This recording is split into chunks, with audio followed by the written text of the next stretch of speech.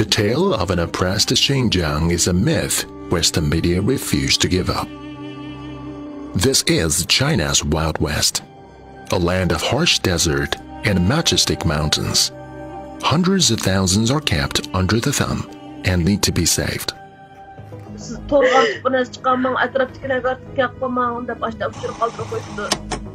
But before getting upset, take into consideration that the stories you've heard about Xinjiang could be a lie.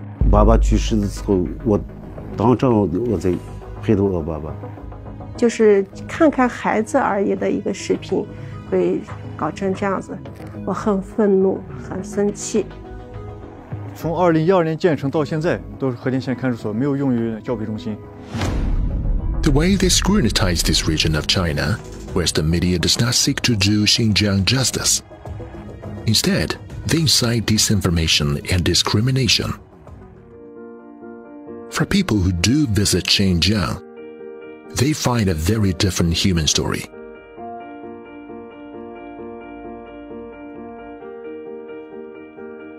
One place, two tales.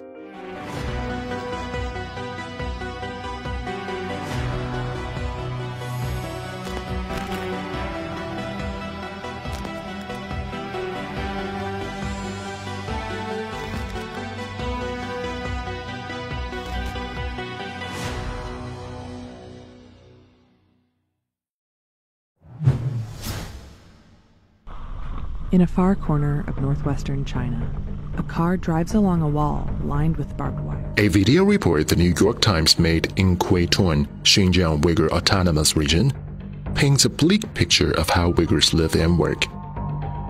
Times claims Uyghur workers were forced to leave their hometowns in southern Xinjiang and made to work here. The Times decided to do its filming secretly, even though Quaitun sanitation station is open to the media. It's all about making it look like there's some sort of big conspiracy going on. They use, quote, the secret footage and things like this. You know, putting things in, taking things out, the hushed voice, this type of thing. I mean, they're speaking on on a videotape. But it's very conspiratorial. It's made for drama. We decided to talk independently to the workers and used translation apps on our phones to communicate. Mushu yerda ishlashni xohlayman. Bu yerning sharoiti bek yaxshi. Bu yerda xizmat borligini aytib berdim. Singlim mishaga kelgan acha billa ishlayli debdi kelgan edim. Sizlar qanchalik vaqtda bir qitim uyga qaytsizlar? Ruxsat so'rab birib kelsak bo'ladi. The New York Times suggested the workers could earn much more back in their hometowns. 你来之前你在家里面收入多少钱？去年的200。这边的工资固定的，天天有工作有工资。南疆那边打工，1天2天有，第3天、第4、第5天没有，这样算的话，1个月挣不了1天。我们这个环卫工人的宿舍条件很好，有24个小时的热水，随时可以洗澡。The Quaitun report is only one of many Western reports, which consistently portray Uyghurs' everyday lives as coercive re-engineering programs. We visited factories across Xinjiang, interviewed more than 50 workers and employers, and posed one question: Is forced labor happening? The answer is 我是这个自己来的，我喜欢的。我们自己学的那个水果鱼的。我们现在有车了，吃货的。原来有好就这样子。我们工厂99%都是维族员工。我们厂房建起来以后说实话，在一片荒漠里面建了一座厂房，我们周围的老百姓看到一整整齐齐的厂房，心里特别开心啊。我们计划招收的时候大概是500人左右的一个规模，1天半不到，我们就有700多个人来报名。Human rights in the West, they always talk about its ballot box and its ability to say anything you want politically. But in Asia, and in China particularly, human rights are about having a job, economic opportunity, access to education, healthcare, right? being safe in the streets. They weren't there because they were forced. They were there because it was an opportunity. So, this idea that somehow this is nefarious, that people are trying to ruin these people's lives by giving them jobs in instances where they wouldn't have them otherwise, is simply not true. It's just playing to all of the kind of negative images about China so that they can say, oh yes, China's very evil, this is terrible. An ASPI report promulgated by Western media claims that there are over 380 detention centers to imprison Uyghurs in Xinjiang. But when you closely study ASPI's Xinjiang report, you find that its data, analysis, and conclusions are plain wrong. Tracing some coordinates in the ASPI research, we find ourselves in front of Hotan Detention Center. 从2012年建成到现在，都是和田县看守所，没有用于教培中心。所长，您能给我们解释下看守所跟教培中心有什么区别吗？看守所和教培中心区别很大。看守所是羁押刑事犯罪人员，也就是触犯了刑法，是有违法行为的。那这里面关的都是维吾尔族人吗？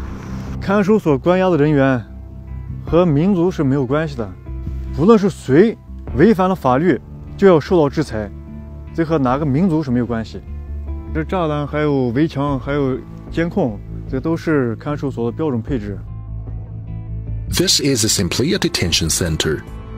Not unlike thousands of such penal institutions you can find anywhere in the world. But ASPI chooses to call it a camp. It's a rebranding exercise straight from the manual of Western media tricks.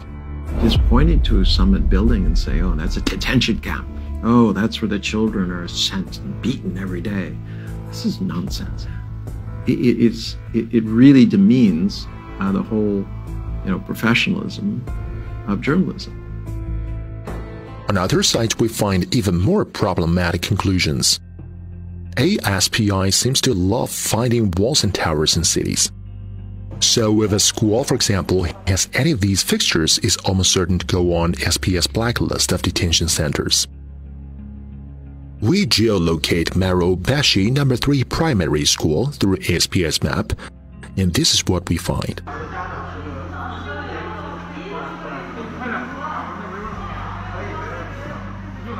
我是巴楚人，我家就是这学校的旁边，就附近。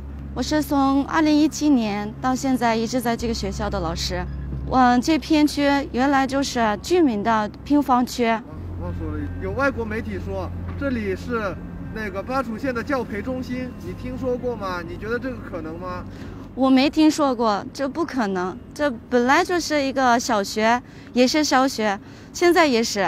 I can show you hundreds tech schools around China. They have walls around them. They have barbed wire on top to prevent people from getting in, not from getting out. So going along the street and pointing to a wall with some barbed wire on it. It has absolutely no meaning. You can't come to China thinking China is evil and then walk around trying to justify your opinion.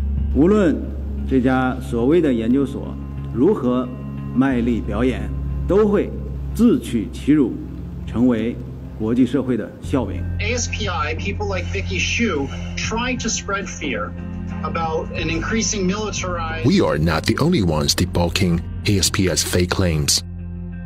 Why has research on Xinjiang produced by ASPI received so much attention in the West? They're funded by the military-industrial complex.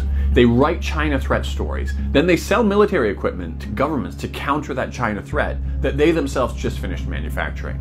It's a level of conflict of interest that should be some sort of a performance on a satirical comedy show of some sort, but it's reality, and it's absolutely ridiculous that they command the level of influence and validity that they do. In Western reports on Xinjiang, they often focus on surveillance cameras, wires, and fences. The implication is clear, but it doesn't mention cameras and fences are standard for schools across the world.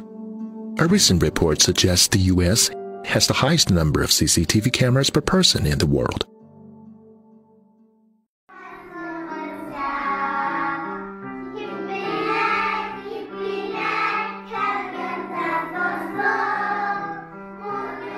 Would you have ever imagined that harmless kindergarten would be described by BBC as this kindergarten for the children of detainees? But we found that the children's parents live and work nearby and pick them up and send them off to the kindergarten every day.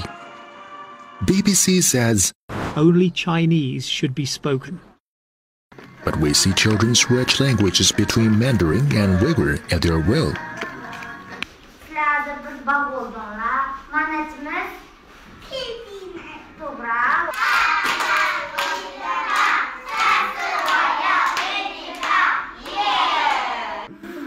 你叫什么名字？哦，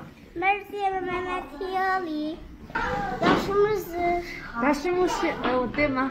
给你们拍照完了之后要说什么呀？谢谢老师。 Simply trying to make a story, dramatize it, then you should be a movie maker, right? You should not be a journalist. Journalism is supposed to report the facts and let people draw their own conclusions. But instead, what they're doing is they're imposing their own views. I meet many journalists here and they always say the same thing to me. Well, the editors don't like the positive stories because they don't sell news. So yeah, there's a lot more negative. You're really not trying to be a professional. You're simply trying to sell a storyline, to sell news. A Uyghur woman named Zumra Dawood is often featured on the Western media. She claims that she was detained in a re-education camp and that her father died while being detained by the Xinjiang government. But we found Zumra's brothers in Urumqi and they denied her claims. 兄弟姐妹6个人关系最贴的就是我。爸爸去世的时候，我当场我在陪着我爸爸。当时爸爸是因为什么？心脏病。去世之前。他岁数也是高龄，要84岁。明知道他没有去过，但他又在外面说他去过，看这件事。他想的啥东西，我能知道吗？我估计他脑子非常简单的，可能到那个地方，可能别人把他忽悠起来了吧。 It seems that to do a Western media report, all you need to do is scrape together a few bits of unfounded reports, dreadful tale to spin, and a sympathetic figure like Zumra Dawood. These people, and it's just, they're telling, quote, a personal tale, but you cannot verify that it's true. Are there abuses happening in Xinjiang? I believe it 100%. But the people who are responsible for that, if they're caught, they will be sent to prison. So this idea that the government is encouraging sadists to torture children and mothers and grandmothers and just beat them for no reason doesn't even make sense, not given what China has accomplished and done. You know, the journalists who go to Xinjiang, they always seem to report on what they've concluded before arriving, rather than reporting on what they actually see on the ground with their own eyes. And I've interacted with one of these journalists who visited the vocational training centers in Xinjiang, and he described them as being like Nazi concentration camps where, weirdly, the prisoners, so to speak, could go home on the weekends, but he also said that he saw people in cages. Now, this particular journalist produced a number of videos, so I asked him to point me towards the ones that would show this, and he kept dodging the question before finally admitting he didn't actually see people in cages. In a clothing factory in Hotan, we met with Tusunisa Ali. She graduated from one of those vocational education and training centers that Western media are happy to call internment camps. 2017年8月份参加过这个培训的，我在里面学到了国语、法律知识，还有这个缝纫技术。我是2019年3月份的时候就应聘过来在这上班的。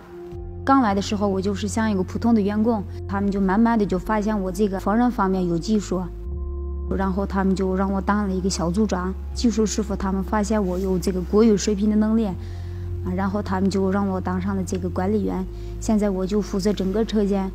这个国语提高会影响您的文化身份。维语是我的母语，我永远都不会忘记的。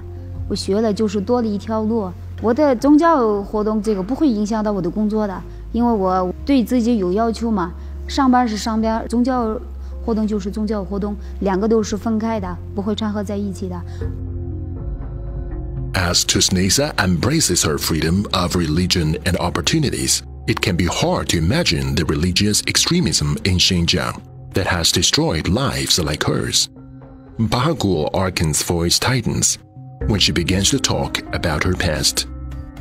Çünkü men özümüzün bir arzusu boldu demde öykülük men toy qılsam ata-anam tüdü bir xizmat qilsam, bir tamaq etpesem öykül hoş olsa dep menda özüm toy qılgız kelmegen asasy. She was only 14 when her father informed her that she was to be the seventh wife of the religious extremist in the village in Kashgar, Xinjiang. Toydan keyin bir xil qo'rqinchli qarang dunyoda yashagandek bir turmush kechirdim. Urutla pulqamni anglamak qilib qo'ygan ekan.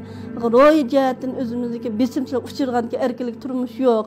O'zimizdagi berib kelish turmush tahi yo'q. Madaniy kiyim-kechak tahi yo'q. O'zimizdagi madaniy turmush bo'lmagan ekan. From 1990 to 2016, Xinjiang was blighted by terrorist attacks in which hundreds of people were killed. Bahagul was one of the lucky ones. She found haven in a vocational education center in Xinjiang, a place that offers not only solace from those living in fear, but helps them build up work skills. Men mektepke 2018-yilda 10-yilda bardim. Men mektep bargancha sharoiti bek yaxshi ekan. Lekin o'zimniki davlatlar kasb özümüzdeki qonun bilimlerini o'rgandik. Qiyin qilmishi qonunsuz ekanligini bildim. To'y xiti amatur, to'y qilganligimni qonunsuz ekanligini bilib. Bahagul now has a loving family and happy life. She is taking care of a neighbor's baby at home, a safer and easier job during the COVID-19 outbreak. Yet these efforts in China to tackle religious radicalization and help people like Bahagul caught in its grip has been demonized by Western media. A user of the video app TikTok going by the name Holly915 was a community worker in Xinjiang. When her child visited her, she could meet her only briefly because of concerns over COVID-19. But the video was widely circulated on Western social media as proof that China was detaining people's various ethnic groups in Xinjiang. 在疫情期间，我们不是为了防疫，在社区给居民服务，将近40天没能见上孩子。有一天我就特别想他，就过来在大门口，在栏杆里面，我进不去，他出不来，我就在那亲了一下。很简单的一个妈妈想孩子的一个抖音，会搞成这样子，我很愤怒，很生气。我爷爷到我们还有我们孩子都是生在新疆，住在新疆长大的，我们都是很团结的。The day before we left Xinjiang, we visited a tea house in the old city of Kashgar. Seeing us, a group of musicians offered to put on a special performance for us. The air was crisp and chilly, but the aroma of tea and naan in the house teased our noses and warmed our bones. The music was powerful and riveting, expressing the hospitality of Xinjiang people and their future aspirations. Our eyes widened and we were moved to tears. Some may want to treat these people as political tools, but their beauty and decency put them far above all such abuse.